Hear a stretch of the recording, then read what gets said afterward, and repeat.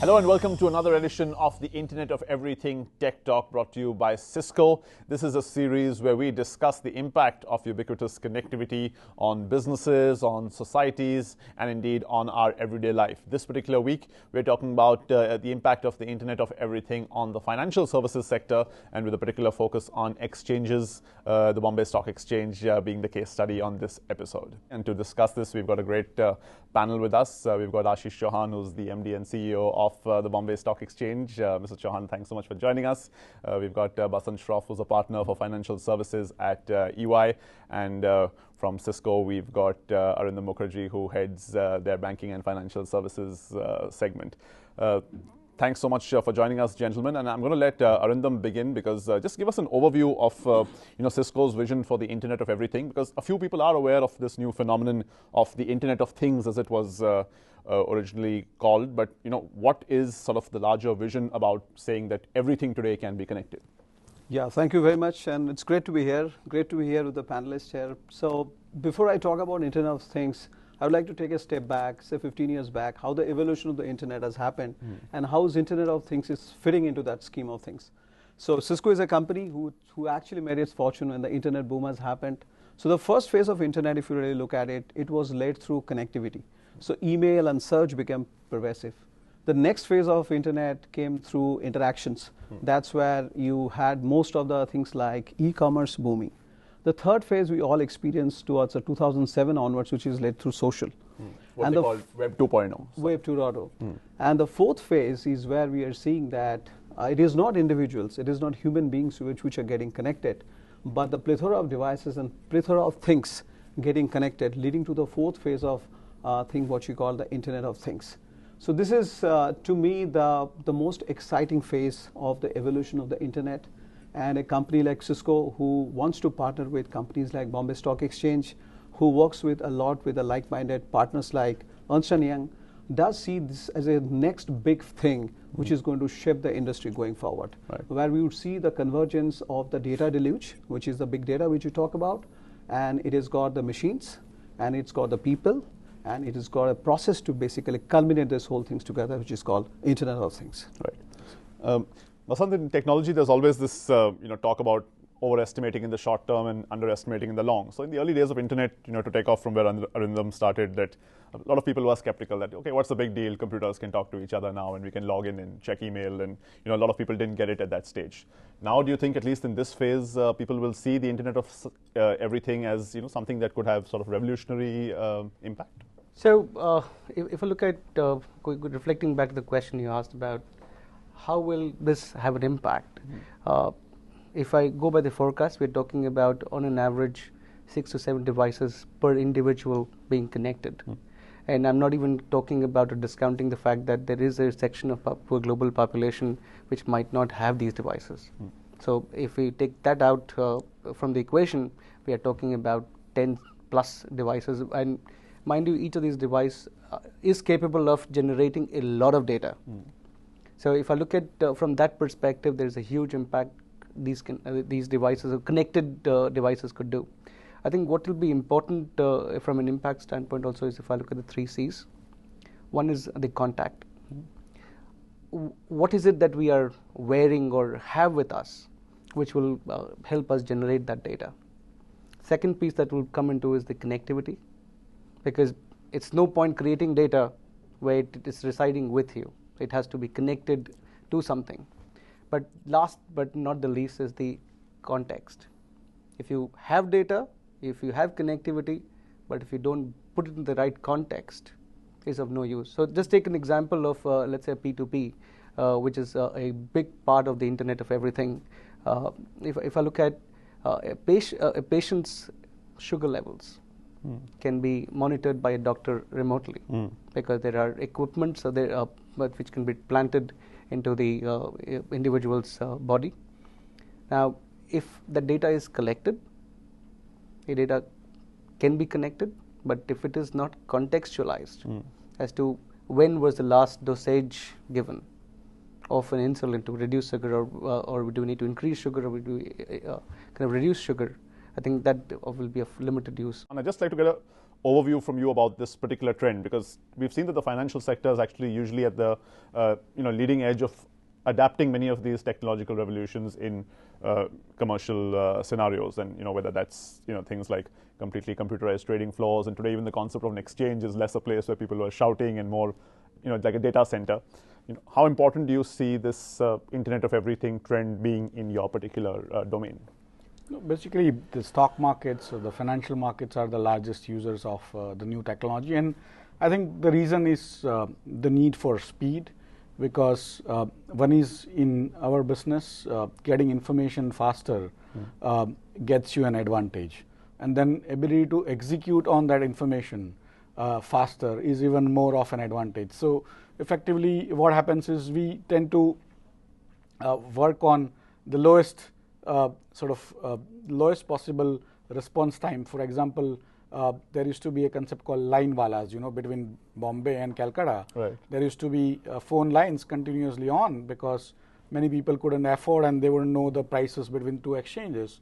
And before that, there used to be what we call teleprinters, and before that, telex and telegrams used to be there. So effectively, we have seen the usage of technology in gaining that extra moment, compared to others. You don't have to be the absolute nanosecond, but you have to be, say, a microsecond ahead, a millisecond ahead of the competition, and that's what our business is all about. And if you are able to do it consistently and predictably, then you end up making a lot of money. Right. So that's where in the stock market specifically, use of high-speed trading is absolutely must now. And what has happened is today, almost 95% of orders come out of what we call computers, which are where humans are not taking decisions. Right. Although the number of trades they account for is probably 20% odd, but the number of orders that are going on is increasing manifold, and every part of the system has to adjust itself to connecting to these computers and letting them make way. At the same time, the humans are still there. They have not gone away, but their ability to calculate faster and so on and so forth on that microsecond speed is not there. So they are investing for longer term. Now that we've got an overview of how we define the Internet of Everything and a little bit about the banking, or specifically the exchanges as far as their view of technology is concerned, let's look at some specific examples as far as BSE is concerned in terms of how they decided to deploy the Internet of Everything. Let's have a look.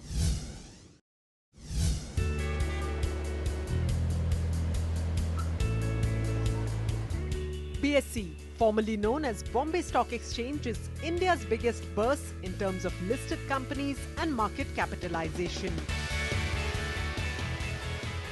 Headquartered at Mumbai, BSE serves as a barometer of the country's economy. To safeguard itself from security threats and to facilitate better networking, this megastructure takes pride in constantly upgrading its technological and security platforms.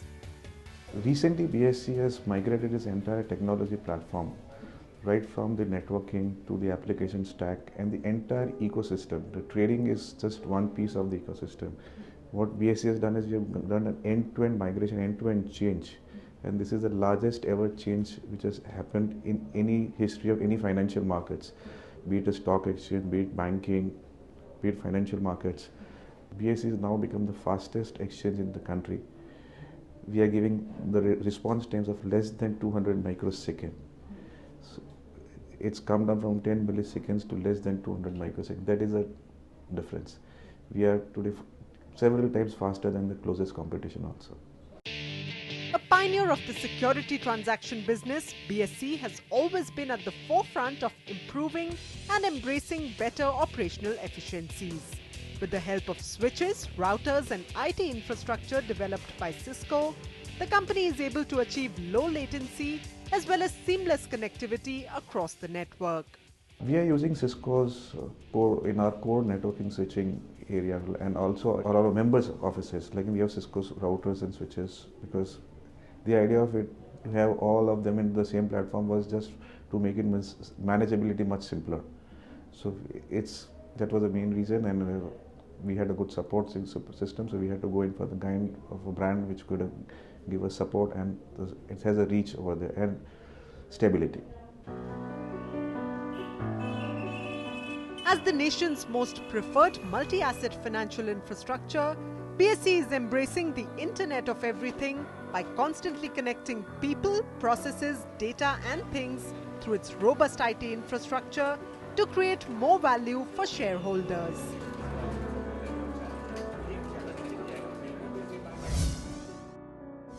So that was an overview of what the BSE is doing. But one specific deployment that I thought will be interesting to discuss is the new security command center. Give us an overview of what was your thinking before opting for this deployment, and how did you come about saying that we need to do something a little more cutting edge? See, basically BSE is what I call at the cutting edge in technology in all aspects, and it has to kind of become a technology demonstrator to the country and the rest of the world.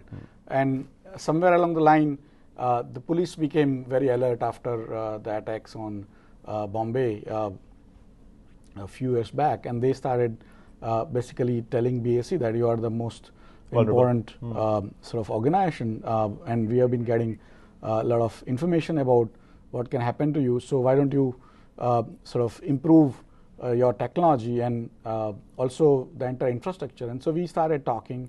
We also had the fortune of getting the advice of Mr. Shivanandan, who is our advisor on security matters. And so we requested him to come out with a plan, which is to create the best in class a security framework in the world. And so he kind of designed an idea, and he started talking to various consultants.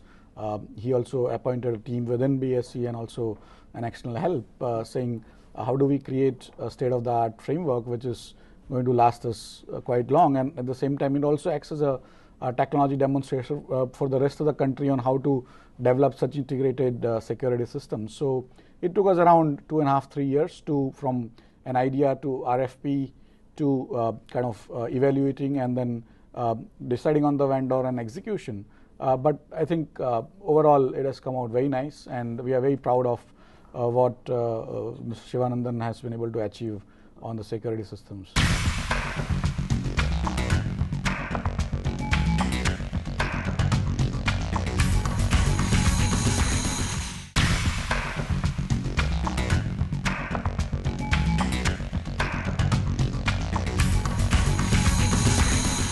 Would you say, Arindam, the big difference between a deployment like this, say if they were doing this 10 years ago or even earlier than that, is that the classic security system is still video cameras and surveillance as one separate system feeding with traditional broadcast technology into a command center, and then you have a separate internet network.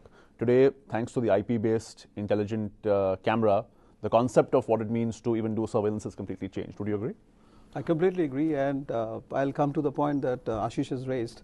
If you really look at it, it's for the business audience, the way we are taught, a mechanical engineer is supposed to know mechanical engineering, electronics is supposed to know electronics, civil is supposed to know civil. That's why you will see that at the end of the day, in a particular building, if you really look at it, there are all disparate systems, IT systems, which do not talk to each other. So what Cisco believed that if internet is the carrier and the backbone, IP is the fundamental, what if you converge all these disparate multiple signals to an IP? And then everything becomes your IP endpoint, right? So just to give you an example, in this building, there are lighting systems, there are fire alarms, there are access control, there are physical safety surveillance, there are lift system, there is HVAC. Now, what if you convert everything to an IP stream? Then you can be sitting at the airport, but would be able to control the HVAC of this particular system. So a fundamental belief of looking at internet as a transport of things actually culminated in this wonderful technology that Bombay Stock Exchange has been really kind to evaluate and deploy. I would just like to add on to the point, that is a fundamental what I talked about. I would like to add on to the point that he mentioned that his team, Kersi, who is the CIO, when he came to us with a brief that I have got these disparate systems, how can Cisco help us? So looked at the dashboard, there was fire alarm, there was access control, and there was physical surveillance. And all were from 3 different MECs, and all were analog, all right? So for example, if there is an access control at this door and someone breaks the door, the access control would send the signal to an analog way to something which does not really look at where exactly that break-in has happened. It doesn't capture the picture. It doesn't really sympathize the whole piece in terms of a business rule that in case of such incidents happening, what would be the response to it?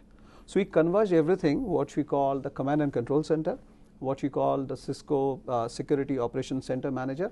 And the good thing which is done, they have also different kind of communication system, right? They have a PBX system, EPBX system. They have a push-to-talk, the walkie-talkie system, and they have an IP telephone, and they have a cell phone. Right. Well, it's one thing to have sophisticated technology, but one of the, I won't say downsides, but one of the challenges of being an early adopter is that immediately the ROI or the business value may not be very visible, but you have to, in the end, convince stakeholders. So, how do you go about doing that? See, for BSE, one is its hygiene. We have almost 5,000 people work within the building, and it's their security is of paramount importance.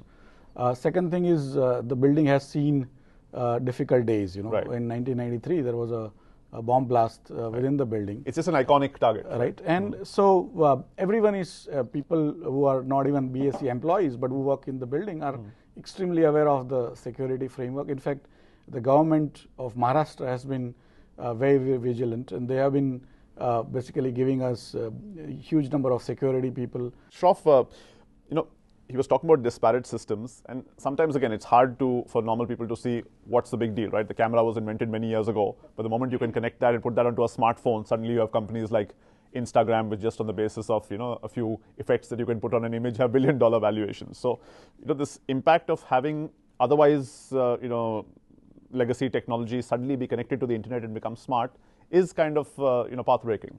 Would you agree with that to a large extent? Oh, absolutely. So if I look at from that perspective, if there are disparate systems, there would be a time period to respond to an incident, which could create a kind of another incident, or could escalate the incident big time. I think if the moment you start connecting all of these dots together, what you're doing is you are impacting two things. One is trust, and the second is experience. Because if I look at financial services, for example, at EY, we strongly believe that if you are able to put trust into your systems, it will automatically reflect in the systems outside as to how you project yourself externally. And for a financial services company, that's most important. Secondly, I talk about experience because if you look at a building like that, they've got lots of people who are coming in, going out. You can put all kinds of systems, but if it becomes a critical hindrance, for example, then it creates its own sorts of business problems. But the moment you put things together, create an experience out of it, saying that, well, you can walk in, but if you're loitering around, you will be nabbed. So what you're doing is you're not creating a hindrance in terms of getting in. So you're giving that experience. And I think if you take these two principles back to the business of the exchange, they're also critical. Right. So if I were to take that and saying, do this from a physical security perspective, but as we progress and use cases of this into the business, I would say I'll start looking at impacting and enhancing trust and experience, which will change the kind of change the way the exchanges are doing business, and will be a paradigm shift. Right. Of course, the problem with having so many smart devices around, also like any great technology, it's a double-edged sword. You either have that many more potentially compromisable devices. You have hackers today are trying to get into networks by sniffing even wirelessly, trying to individually target different nodes and therefore get access to a larger network. So suddenly, would you say that you have so many more fronts to be defensive on? So how are you approaching it from that perspective? See, basically, again, the exchange business is extremely security conscious. The risk management is the most important business we are in. So effectively, our automation has been going on for more than 18 years now. 1995 is when we totally automated. So, and we have, in some sense, learned over the years how to handle the hacking and sort of other attacks. And so, somewhere on the line, at the same time, there is, no amount of precaution kind of makes you prepared for any new types of attacks. So we are continuously on watch.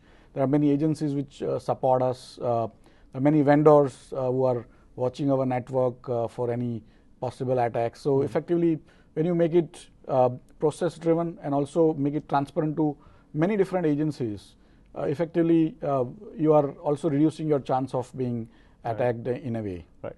I'm sure that's a concern for many customers, especially the early adopters, are looking at these new systems, saying that do we start thinking about security differently once everything is on the network and therefore potentially open to being accessed by unauthorized sources? Yeah, I think it is like you have a choice until a point that you have to accept that as an inevitability. What I am seeing across, and courtesy to kind of the deployments that is happening, including Bombay Stock Exchange, most of the banks today are talking about their currency chest branches, which is a very high value area, to be bare minimum protected and controlled. Just to let you know, the central office that they have done, they are extending the same network to 3 more offices, and in the first phase. So basically just try to understand that all of the rules logic, what they do here, it travels across the wide area network and it gets implemented, it gets monitored, it gets surveilled, everything from the central location. It's a matter of just connecting the devices. It is up and running in flat 5 minutes. It's as simple as that. So my sense is that most of the the business people are looking that as not with an iota of skepticism anymore. They're just wondering that as you take things to IP, as you take things to the cloud, how are you really looking at data sovereignty, the security angle? And I think we as a vendor community are really getting it up to basically make it in a very secure way, for sure. Right. Just to take a slightly more global view over here, Basant, we're talking about things like Bitcoin, where the concept of what is money, even if it's a physical commodity, is changing. We're looking at globally exchanges getting into arms race over the absolute nanosecond, and very often the exchanges being at the mercy of some of these high frequency traders. So going forward, what do you see as some of the best practices or some of the forward-looking things that many exchanges are doing, or even theoretically could do to sort of retain their edge in this rapidly changing world? So if I look at from what exchanges could do from a going forward perspective, is and kind of divide into 3 parts to it, and those are kind of addressed to the 3 stakeholders. If I look at one is the end customer, whether it's retail or corporate or whoever it is. So looking at how do we provide a convenience of making sure that their trades are happening, and if you're talking about low latency and kind of the matches happening on a timely basis, things like that. And then the second is kind of making sure that you're dealing with the right party. So how technology is used to enhance the trust. So one is the convenience and the experience, and the second is the trust. I think second, if I look at from a regulatory standpoint and risk management standpoint, kind of looking at saying how do we use the data that we have collected from the transactions which are happening, the physical devices that we have, and how do we correlate all of this to have early warnings.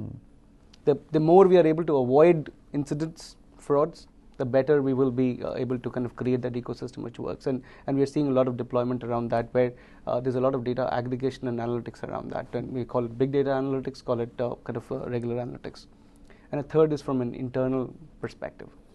If you do all of this, but if you do not focus on internal operational efficiency, all of this can kind of take you belly up, because if the competition is not going there, you will soon be finding yourself out of business. So how do you use all of this technology? So as somebody who's essentially an enabler of trades, and not physically the seller or buyer himself, from the big picture, how do you see yourself staying ahead of the curve, in this brave new world? I think the functions need to be performed, and who performs the function and what value comes out of it, what cost is getting kind of out of the framework due to the new technologies, is what is any business all about. So whether it's a postman's job, or whether it's email, or whether it's a pigeon framework on messaging, ultimately you need to figure out that the need for messaging remains. Similarly, need for transaction processing is an absolute essential part of human sort of relationship, and also even the business. And for me, I just wanted to give you a perspective on what currently we are doing, so you can get that idea of what that extra microsecond that needs to be. Today we are giving around 180 microseconds response time. 2 months back we were giving 200 microseconds response time on our trading engine. So if you place an order on trading engine, it'll give you a confirmation of order saying it's valid, and we have taken it within 180 microseconds today. We are going to take this up to around 20-30 microseconds in next 2 years. But this is being done on open source platform. So it's commodity hardwares, it is Linux, it is MySQL, that is trading, and that is reducing my cost drastically. Second thing is, my earlier capacity was around 5,000 to 10,000 orders in a second. Today, my capacity is 500,000 orders a second, and I can make it 5 million orders in a second pretty much within a very short period. So those are the kind of small little changes. Well, I'm sure many of our viewers on this channel who are regular traders will be very happy to hear some of the cutting edge new things that are happening at India's largest exchange. Well, thank you very much, gentlemen. That was a fascinating panel discussion on this Internet of Everything Tech Talk brought to you by Cisco. We hope you enjoyed it and got a sense of how the Internet of Everything is changing the way the financial services sector and, of course, the broader ecosystem is changing. Thanks for tuning in. Did you know that the Internet of Everything has the potential to grow global corporate profits by an estimated 21% by the year 2022?